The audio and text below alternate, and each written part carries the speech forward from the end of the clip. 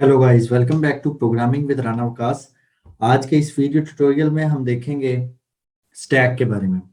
तो स्टैक एक ऐसा डाटा स्ट्रक्चर है जो हमें ये फैसिलिटी प्रोवाइड करता है कि हम उसमें डाटा जब इंसर्ट कर रहे होते हैं तो डाटा डिलीट करते टाइम वही वाला डाटा डिलीट होता है जो सबसे लास्ट पे हमने ऐड किया होता है, इंसर्ट किया होता है।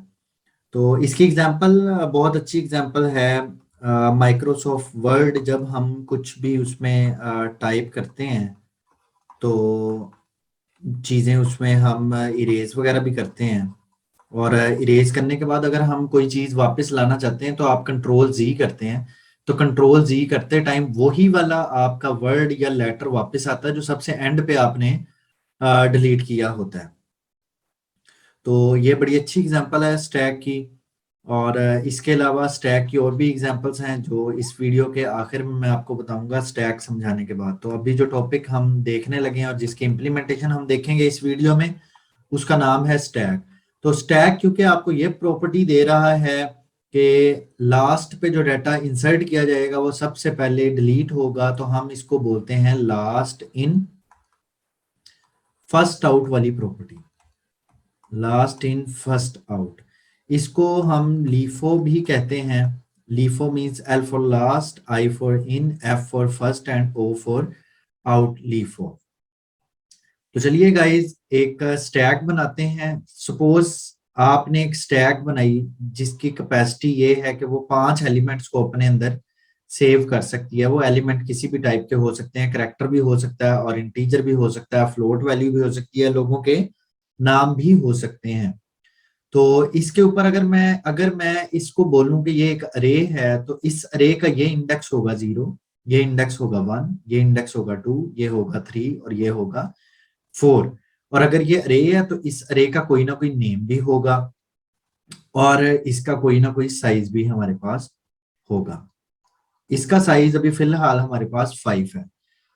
अब अगर मैं इस स्टैक के अंदर डाटा ऐड करवाना शुरू करूं, तो जब भी मैं इस डाटा इसमें ऐड करूंगा तो सबसे पहले वाला डाटा मेरा इस 0 इंडेक्स पे जाएगा। तो 0 इंडेक्स पे मैंने सेव कर लिया 45। लेट सपोज मैंने रखवाया स्टैक में 45। अब जब मैं स्टैक में दोबारा फिर से डाटा ऐड करूंगा तो डाटा वो 50 है, तो वो 50 कहाँ पे स्टोर होना चाहिए? ये 1 वाले इंडेक्स। इसी तरह मैंने कहा 65 है तो वो 65 यहाँ पे स्टोर होगा। मेरे पास एक ऐसा वेरिएबल होना चाहिए जिस वेरिएबल के अंदर वो वाला इंडेक्स स्टोर हो जहां पे मेरा लास्ट एलिमेंट पड़ा है, या स्टैक के केस में हम उसको टॉप एलिमेंट भी कह सकते हैं। तो यहाँ पे देखें भी टॉप एलिमेंट कौन सा वाला 65 है। अगर मैं एक और डाटा ऐड कर दूं तो इस टाइम टॉप वाला एलिमेंट कौन सा है या लास्ट वाला एलिमेंट कौन सा? 200 है। तो इस 200 का इंडेक्स क्या है? मेरे पास 3 है। तो मैं एक वेरिएबल अपने पास बना लूंगा, करंट नाम का सपोज वेरिएबल है, उसके अंदर इस टाइम क्या पड़ा होगा? 3 पड़ा होगा। 3, क्योंकि इस टाइम टॉप पे डाटा 3, 200 मेरे 3 वाले इंडेक्स पे पड़ा है। अगर मैं यहाँ पे कहे तो 49, तो अब मेरा ये करंट के अंदर क्या पड़ा होगा? नंबर करंट के अंदर वो इंडेक्स पड़ा होगा जहां पे मेरा लास्ट वाला डाटा है। तो ये करंट यहाँ पे पॉइंटर के तौर पे काम कर रहा है, मतलब पॉइंट कर रहा है उस इंडेक्स वैल्यू को अपने अंदर स्टोर कर रहा है जहां पे भी लास्ट डाटा हमारे पास पड़ा होता है। तो इस टाइम अगर मैं यहाँ पे देखूं तो ये करंट की वैल्यू गलत है। यहाँ पे करंट की वैल्यू क्या होनी चाहिए? करंट की वैल्यू होनी चाहिए 4, क्योंकि टॉप एलिमेंट 4 वाले इंडेक्स पे पड़ा हुआ है। अगर मैं यहाँ से रिमूव कर दूं, इस 49 को मैं रिमूव कर देता हूँ, 49 को मैंने रिमूव किया, 200 को भी मैंने क्या कर दिया? रिमूव कर दिया। तो ये करंट की जो वैल्यू है ये क्या हो जानी चाहिए? करंट की वैल्यू सोचें क्या हो जानी चाहिए? करंट की वैल्यू 2 हो जानी चाहिए। यहाँ पे करंट 3 4 नहीं होना चाहिए, 2 होना चाहिए, क्योंकि टॉप एलिमेंट कहाँ पे पड़ा है इस टाइम? 2 वाले इंडेक्स पे। तो मान लीजिए यहाँ पे 65 भी नहीं पड़ा तो यहाँ पे 1 वैल्यू होगी करंट की।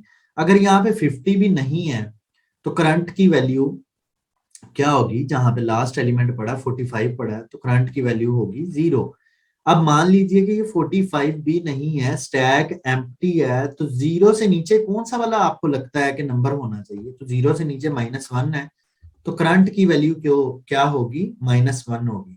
तो ये करंट ही बेसिकली आपको बता रहा होगा कि स्टैक एम्प्टी है या नहीं। तो इस करंट के वेरिएबल ने दो बातें आपको बताई। एक तो ये बता रहा है कि अगर -1 है तो स्टैक क्या है हमारी, एम्प्टी है। और दूसरी बात ये बता रहा है करंट कि मेरा जो भी एलिमेंट अगला आएगा वो करंट +1 वाले इंडेक्स पे आएगा। मीन्स अगर करंट -1 है तो अब जो भी नंबर आना वो 0 पे आना, और 0 करंट में के अंदर +1 आप करेंगे तो ये 0 इंडेक्स आ जाएगा। इसी तरह अगर उसके बाद एक और नंबर ऐड करेंगे तो करंट में प्लस प्लस करके आप 1 वाले इंडेक्स पे वो नंबर सेव कर रहे होंगे। तो करंट आपको दो बातें बता रहा है, एक ये बता रहा है कि स्टैक एम्प्टी है या नहीं, और दूसरा आपको ये बता रहा है कि अगला नंबर वो कहाँ पे आएगा। तो स्टैक के अंदर जो डाटा इंसर्ट करने वाली फंक्शनैलिटी है उसको हम पुश का नाम देते हैं। पुश का फंक्शन है जो स्टैक में डाटा एंटर कर रहा होगा, मैं पुश को नंबर बताया करूंगा, पुश 45, तो ये 45 को ऐड कर देगा स्टैक में। इसी तरह मैं बोलूंगा पुश 49 या पुश 200, तो ये पुश का फंक्शन है जो डाटा ऐड कर रहा होगा। और डाटा रिमूव करने के लिए डिलीट हमेशा टॉप वाला डाटा होना है, तो मैं उसके लिए फंक्शन कॉल किया करूंगा पॉप का। तो पॉप वो फंक्शन है जो डाटा रिमूव करवाया करेगा टॉप से। दो फंक्शंस, एक पुश और एक पॉप। और एक जो मुझे हेल्प करेगा फंक्शन पॉप करते हुए कि स्टैक एम्प्टी तो नहीं है, क्योंकि ऑफ कोर्स डाटा तब तक ही रिमूव होता जाएगा ना जब तक स्टैक एम्प्टी नहीं है। अगर स्टैक एम्प्टी होगी, कोई डाटा पड़ा ही नहीं हुआ, तो हम पॉप नहीं कर सकते। तो मैं एक फंक्शन बना लूंगा जिसका नाम रखूंगा इज एम्प्टी। ये फंक्शन मुझे ये बताया करेगा कि स्टैक एम्प्टी है या नहीं। ये ट्रू तब रिटर्न करेगा जब स्टैक एम्प्टी, और आपको पता है स्टैक एम्प्टी कब होगी, जब करंट के अंदर क्या पड़ा होगा, -1 पड़ा होगा। इसी तरह एक और फंक्शन होगा इज फुल। ये फंक्शन हमें ये बताया करेगा कि स्टैक फुल है या नहीं। तो सोचें स्टैक कब फुल होगी, जब यहाँ पे भी नंबर पड़ा होगा, इधर भी, इधर भी, इधर भी और इधर भी, ये सारे इंडेक्सेस के ऊपर नंबर्स पड़े होंगे। तो स्टैक फुल है तब करंट की वैल्यू क्या होगी, 4। मींस लास्ट इंडेक्स जो अरे का है वो करंट में पड़ा होगा।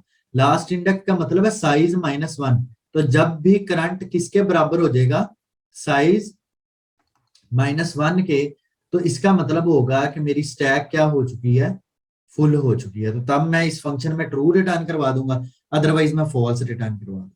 अब एक फंक्शन मेरे पास होगा टॉप का।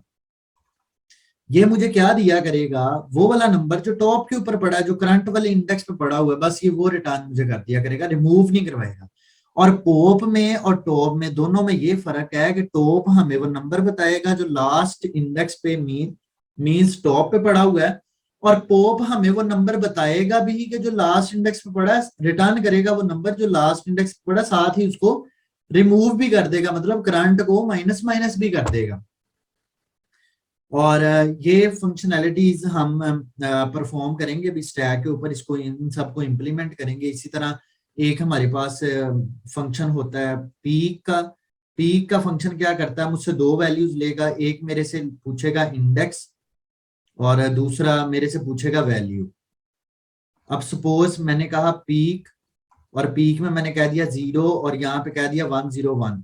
तो ये पीक का फंक्शन क्या करेगा, 0 इंडेक्स पे जाके क्या रखवा देगा, 101 रखवा देगा।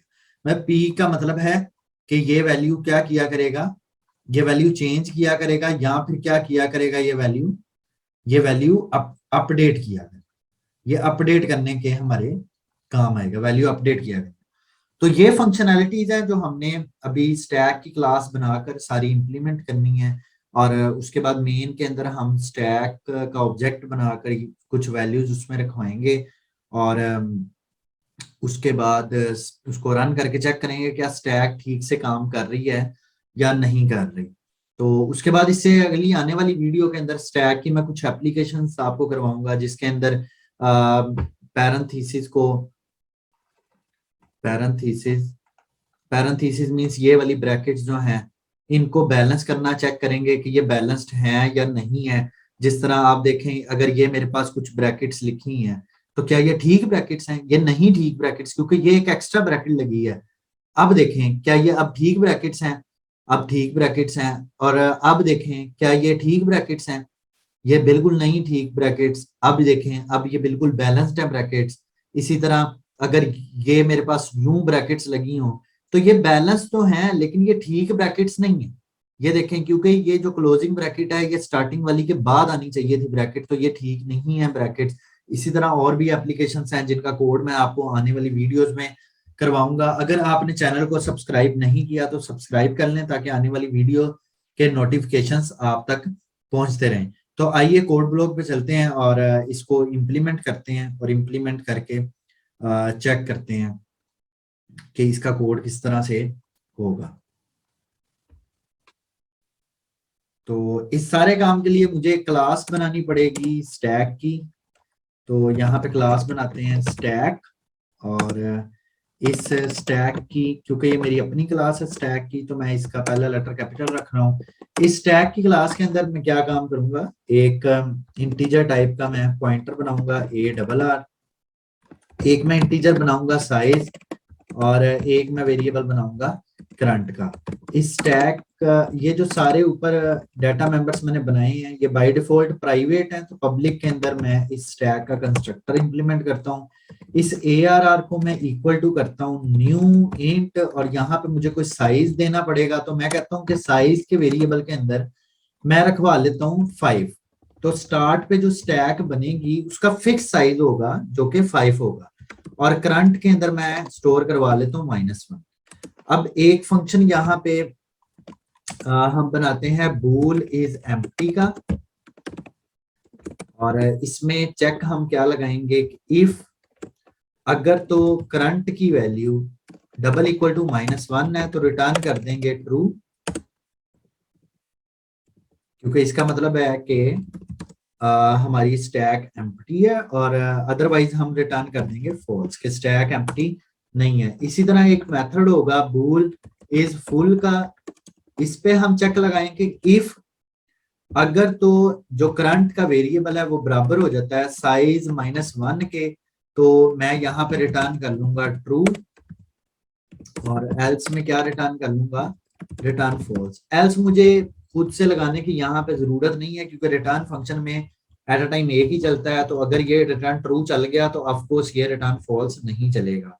तो एल्स लगा लें तब भी ठीक है, यहाँ पे एल्स लगा लें तब भी ठीक है, ना लगाएं तो ये कोड तब भी ठीक है। तो चलिए पुश वाली फंक्शन आईडी पे चलते हैं। यहाँ पे वॉइड पुश का फंक्शन बनाते हैं, इंटीजर डाटा जो इसके अंदर मैं पुश करूंगा, और यहाँ पे मुझे चेक लगाना पड़ेगा पुश करते हुए कि कहीं पे स्टैक फुल तो नहीं है। तो अगर तो स्टैक फुल नहीं है तो तब ही हमने डाटा स्टोर करवाना। तो डाटा स्टोर करवाने के लिए हम क्या करेंगे, करंट में प्लस प्लस करेंगे, और ARR के करंट इंडेक्स के ऊपर मैं क्या स्टोर करवाऊंगा, ये डाटा स्टोर करवा दूंगा।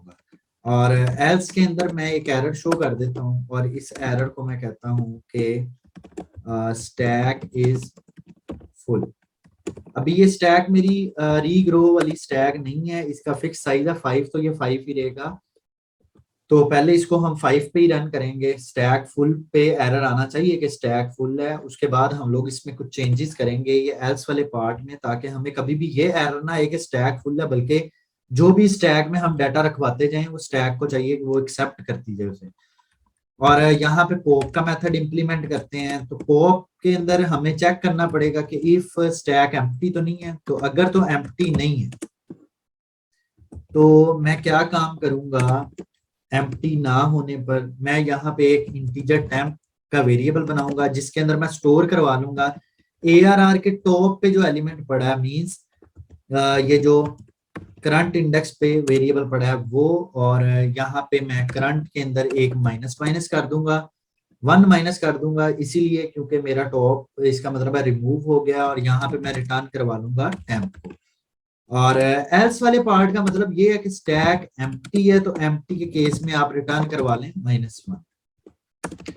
और स्टैक को डिस्प्ले करवाने का कोड मैं यहाँ पे कहता हूँ डिस्प्ले, और इसके अंदर हमें एक लूप लगाना पड़ेगा, integer I is equal to 0 से स्टार्ट करूंगा, पर ये मुझे तब करना चाहिए जब स्टैक एम्प्टी नहीं है। तो मैं यहाँ पे इफ लगाता हूँ नोट इज एम्प्टी, और उसके बाद अगर एम्प्टी नहीं है तो फॉर लूप यहाँ पे लगाते हैं integer I is equal to 0। बल्कि हमें चाहिए कि हम पहले टॉप वाला एलिमेंट शो करें, तो I is equal to current से आप स्टार्ट करें, और I greater than equal to 0 कर लें, और I प्लस प्लस, और यहाँ पे मैं सी आउट कर लेता हूँ ARR के आई इंडेक्स पे जो भी वैल्यू पड़ी होगी वो, और यहाँ पे हम एंडल लगा लेते हैं और इसके स्टार्ट पे एक मैसेज शो कर लेते हैं सी आउट लूप से पहले कि स्टैक, और स्टैक में जो भी डाटा पड़ा होगा वो यहाँ पे इसके बाद शो कर दिया जाएगा स्टैक के मैसेज, स्टैटिक मैसेज के साथ। अब अगर एम्प्टी नहीं है, एम्प्टी है, सपोज एम्प्टी है, तो एल्स वाले केस में आप एक एरर मैसेज शो कर दें कि स्टैक इज एम्प्टी। ये मैंने मैसेज शो कर दिया कि स्टैक इज एम्प्टी का, और यहाँ पे मैंने मैसेज शो किया था स्टैक फुल का पुश के अंदर। तो चलिए एक और मेथड इंप्लीमेंट करते हैं टॉप का, तो इंटीजर टॉप। अब टॉप तभी आएगा जब स्टैक एम्प्टी नहीं है, तो नोट इज एम्प्टी। अब देखें इज एम्प्टी का मेथड बनाने का कितना फायदा हुआ है कि हम बार बार एम्प्टी का मेथड कॉल कर लें, अदरवाइज हमें बार बार वो कोड करना पड़ना था जहां पे हमें करंट के वेरिएबल को चेक करना पड़ना था कि उसकी वैल्यू करंट के वेरिएबल के अंदर क्या है, -1 है कि -1 से ज्यादा है। तो यहाँ पे टॉप एलिमेंट के लिए मैं क्या करूंगा, रिटर्न कर लूंगा ARR का करंट, और एल्स में मैं क्या काम करूंगा, एल्स के अंदर मैं कर लूंगा रिटर्न -1। तो रिटर्न -1 का मतलब यही होगा कि टॉप पे कोई एलिमेंट नहीं पड़ा हुआ, स्टैक मेरी एम्प्टी है। तो चलिए नेक्स्ट मूव करते हैं, और यहाँ पे मैं एक मेथड बनाता हूँ void peak का मेथड, जो कि चेंज के लिए था। तो इसमें फर्स्ट चीज होगी इंडेक्स पैरामीटर, पहला जो है वो इंडेक्स होगा, और दूसरा पैरामीटर होगा वैल्यू, या फिर आप इसको डाटा भी कह सकते हैं। तो मुझे इसमें भी चेक यही लगाना पड़ेगा कि कहीं पर ये जो इंडेक्स है, इंडेक्स ये 0 और वो जो करंट वाला वेरिएबल है उसके दरमियान में कहीं पे होना चाहिए। तो मैं यहाँ पे चेक लगाता हूँ कि if index is greater than equal to 0 and ये जो इंडेक्स है वो लेस देन इक्वल टू होना चाहिए किसके, जो हमारे पास करंट का वेरिएबल है उसके। अगर तो ये इस तरह आता है तो फिर तो मैं अपडेट कर दूंगा ARR के इस इंडेक्स के ऊपर मैं क्या कर दूंगा, इस डाटा को रखवा दूंगा।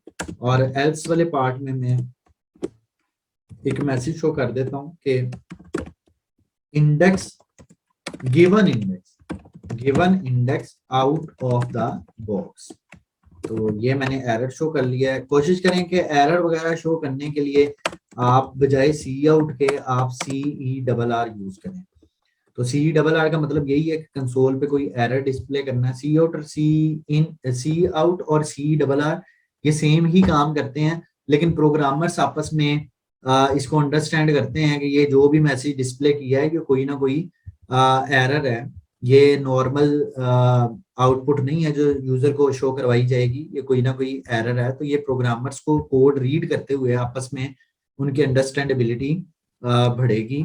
अदरवाइज सी आउट और CERR का दोनों का सेम ही काम है। तो होप सो हमने सारे मेथड इंप्लीमेंट कर लिए हैं, पीक का मेथड, टॉप का मेथड, डिस्प्ले, पॉप और push, is full, is empty, ये सारे इंप्लीमेंट कर लिए हैं। अब चलिए मेन के अंदर एक ऑब्जेक्ट क्रिएट करते हैं स्टैक का, स्टैक एस। तो इसमें पुश करते हैं डाटा, तो पुश किया इसमें 5, और उसके बाद एस डॉट पुश किया हमने इसमें 10, और उसके बाद एस डॉट पुश किया हमने इसमें 150, और उसके बाद हमने यहाँ पे कहा कि एस डॉट डिस्प्ले, ये डिस्प्ले कॉल किया। तो क्या डिस्प्ले होना चाहिए, तो डिस्प्ले होना चाहिए स्क्रीन के ऊपर कुछ इस तरह से डिस्प्ले होना चाहिए कि सबसे टॉप पे सबसे पहले क्या पुश हुआ, सबसे पहले पुश हुआ है 5, उसके बाद क्या पुश किया है 10, उसके बाद हमने क्या पुश किया था 150।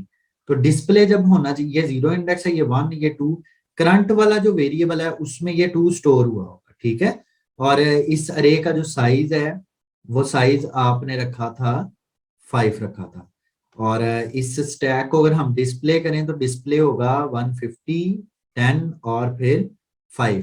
तो चलिए इस कोड को रन करके चेक करते हैं कि ये आपको क्या आउटपुट देता है कोड।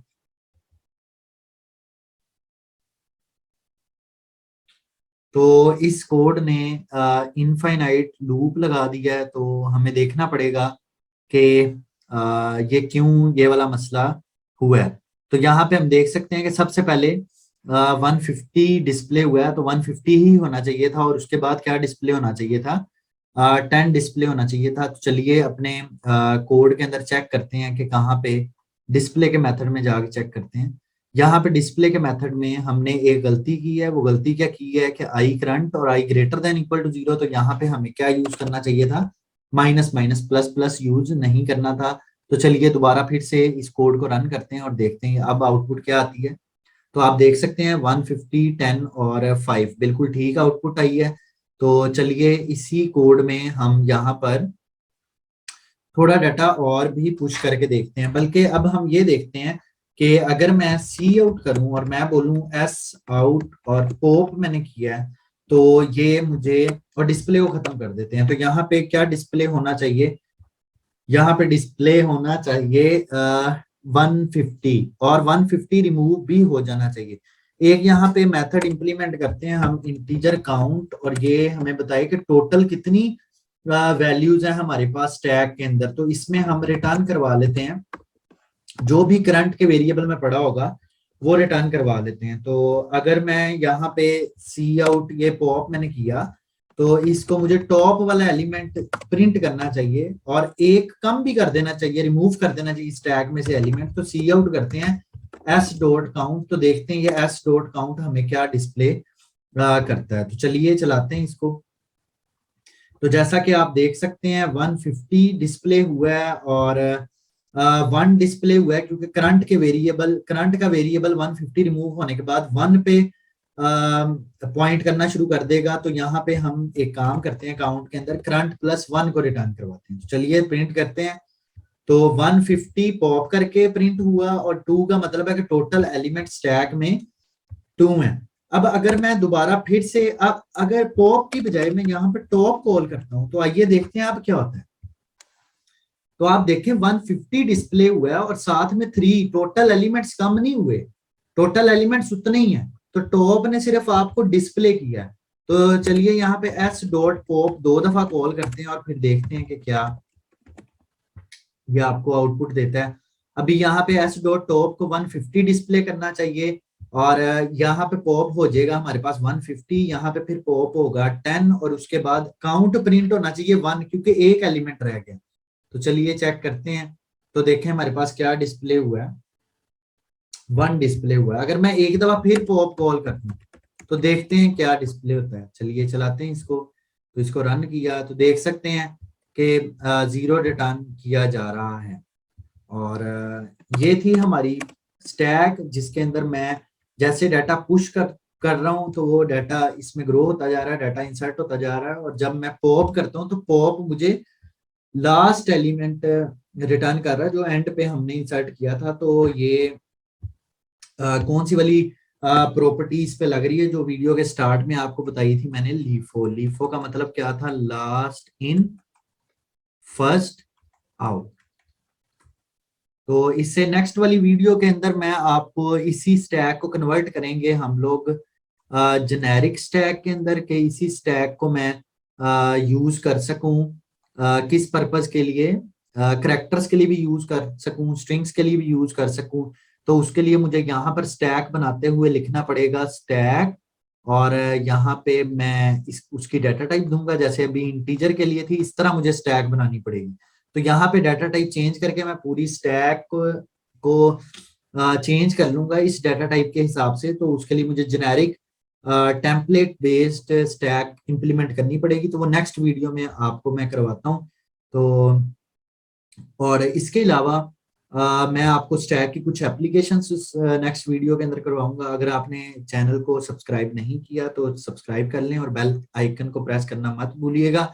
अगर आपको स्टैक की इम्प्लीमेंटेशन समझ आई है, ये समझ आई है स्टैक होती क्या है, तो वीडियो को लाइक जरूर करिएगा। Thank you so much. अल्लाह हाफिज, टेक केयर।